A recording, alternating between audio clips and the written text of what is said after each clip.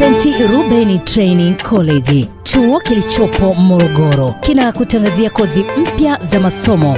Kozi zinazotolewa chuoni ni pamoja na kozi za muda mfupi, computer application kwa muda wa miezi mitatu, ushonaji kwa muda wa miezi mitatu, udereva kwa muda wa miezi mitatu, mapishi ya keki kwa muda wa miezi mitatu. Pia chuo kinatoa kozi za muda mrefu, walimu wa chekechea yaani nursery teaching, secretarial course kwa mwaka mmoja, umeme wa majumbani kwa miezi 6, graphic design kwa muda wa miezi 6.